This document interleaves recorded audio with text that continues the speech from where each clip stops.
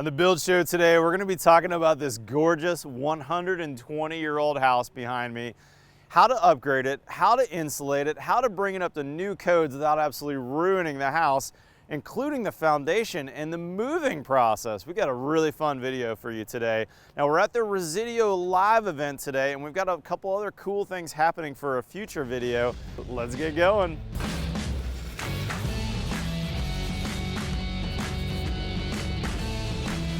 Originally built in 1898 in East Austin. This is the home, or the future home, I should say, of designer Claire Zinnecker. Now Claire, if you don't know her, amazingly talented Austin designer. She actually bought this house off a Facebook auction and moved it to this property. We're a little bit north of Austin in a place called Georgetown, Texas. Check out this house. I mean, this is all crazy original. Look at this original porch decking. The house needs a little bit of work in a few areas, but amazingly in really good shape. Original siding, a lot of flaking paint, I'm sure a lot of lead-based paint that's gonna be needed to deal with. But check this out, it looks like a brand new concrete foundation, but in fact, the house is pier and beam. Let's go look underneath the house and talk about how she moved it here. Okay, so let's talk about the foundation first. As you can see, pier and beam, very, very typical to 100-plus-year-old houses here in Texas. And these are original floor joists, but as you can see, we've got a lot of new beams here. This pressure-treated beam is new, and obviously all these concrete piers are brand new. Now, depending on where you are in Texas, you sometimes have rock, you sometimes have clay soil. I'm told that in this area we have a lot of rock, so these piers are pretty straightforward. And you can see the layout is on the beams, and you've got a pier about every 6 to 8 feet down here in the basement. Now, what's interesting about houses like this, pier and beam, is that you can do a really inexpensive stucco skirt on the outside that makes them look like a slab on grade, but in fact that's just stucco. Now this is pretty common detail to see this. You just have some 2x and you have some wire lath that's gotten stuccoed on the outside, and then they're going to run all their utilities down here. Now my understanding is this is going to be a vented crawl space. I prefer conditioned crawl spaces, but they can work, which means then we're probably going to have to run a spray foam insulation down here in the crawl space and spray it underneath here. Now we've got old wood here, we've got old wood here. That means that we need to be a little cautious because this crawl space can have some moisture content in the future. Best practice would be to lay a vapor barrier down here and tape it. We've got a lot of columns though. That's not going to be an easy process.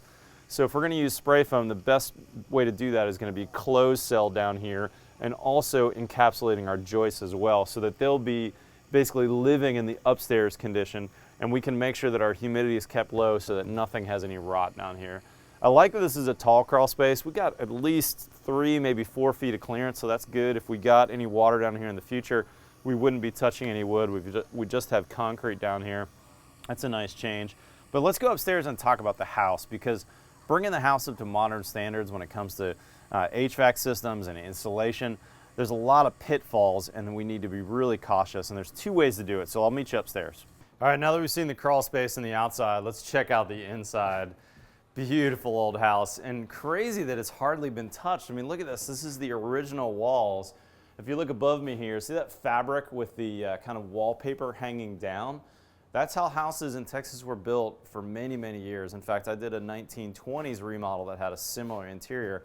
No sheetrock back then, so they would shiplap the interior walls, real shiplap, or in this case, not exactly shiplap. This is kind of more of a decorative piece, but you can see that on top of that, they nailed on this fabric. Here's a great little piece of it that's been saved right here.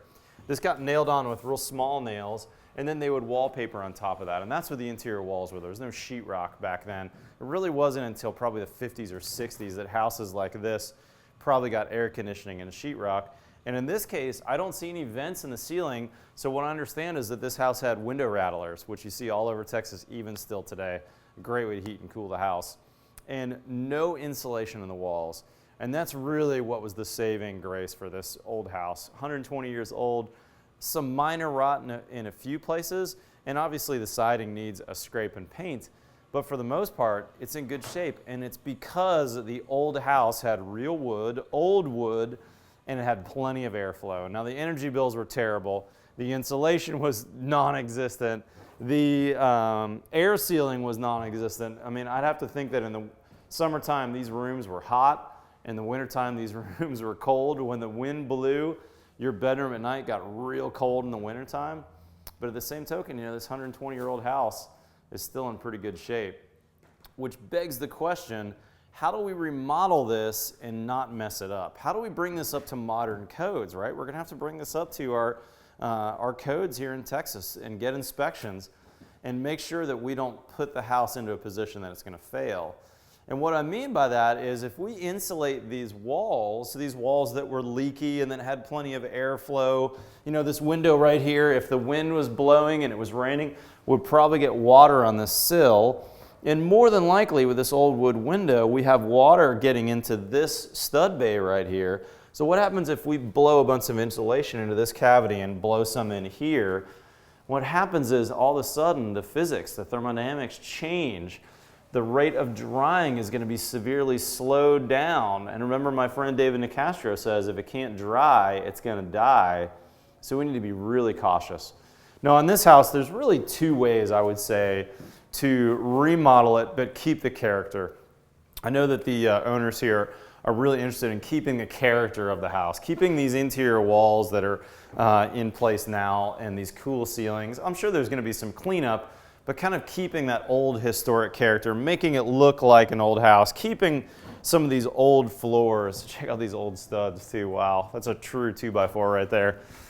But how do we do that and not mess it up? As I mentioned, two ways. We could either unclad the entire inside of the house, meaning take off all of this on the inside and then do our work from the inside, or we could take out the cladding on the whole outside of the house and do it from the outside.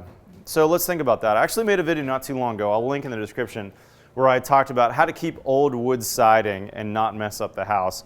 And on that house, in the stud bays here, where you can see the back of the old wood siding, we put a dimple mat. The guys at Dorkin make a dimple mat product that you could cut into strips, and it's basically a plastic egg crate type material that would go right on the back of that siding, so that you'd have an air gap back there, and we could bring that all the way down to the bottom of the stud bays, all the way to the top of whatever top plates, not much of a top plate here, but then we could use closed cell spray foam on the back side of that, and we'd want to make sure we had airflow both at the top and the bottom. Check out that video. We did that on an old 1950s house in Austin that a friend of mine did not too long ago. That's one method on this house. The other method would be to go to the outside and do the work. Let's walk outside and let's talk about that method. All right, so now let's talk about the outside. And before we do that, let's look at some of the details here. So we've got original windows, tough shape. You can see the weather's really, there's been no maintenance basically. We've got cedar siding that's original. Some of it has been painted, you know, in the last 30 years. Some of it's in tough shape. We've got maybe 1 foot overhangs on the two sides of the house, but here on this front turned gable, no overhang, and they put a, gosh, what do they call that? Brent Hull would know, kind of a pilaster on top of the two windows to offer a little bit of protection here. But the point is, this house is fairly exposed. We don't have a lot of overhangs, which means that when it rains, you're gonna have a lot of water running down this cedar siding. Now again, because the cedar siding, if it got wet on the front, could dry to the front or the back, we had no rot issues. The paint films blew off, but the house is still intact after 120 years. So again, when we add insulation to the inside, we could cause problems. I talked about the dimple mat. My preference though would be to actually attack this house from the outside. Now this may not be the most preservationist way to do this. If you're in a historic zone, you may not be able to do this, but I would say if this were my house, I would actually pull all this siding, catalog it, save it, pull all the windows, get them rebuilt and redone and working well and weather stripped. And then I would probably resheathe the whole outside of the house with something like Huber Zip or Huber Zip R so that we could have a really nice tight envelope. We could even insulate on the outside of that. We could add a rain screen, which is basically a 1x4 type batten that would be on top of that insulation. And then we could strip all the lead-based paint off here to make sure that we don't have lead on the outside of the house or flaking down into the ground. And attaching this again later onto a new substrate. Now the key on that though is we need airflow behind the siding at the bottom and at the top. So we're gonna have to create some details that's going to allow us to have airflow behind there. But if we were to take the exterior apart and redo it, I think you're going to have the best chance of getting this house to be energy efficient, to be comfortable on the inside, to have good indoor air quality, to be insulated to modern standards, but still maintain the look of this beautiful old house. If you want to learn more about this house, I'll put a couple links to Claire, the designer, and I think she's actually done some stories before on this house. What a beautiful old house. She calls it Saving Ida. Super fun to be out here and see this. Guys, if you're not currently a subscriber, hit that subscribe button below. We've got new content every Tuesday and every Friday. Follow us on Twitter and Instagram. Otherwise, I'll see you next time on The Build Show.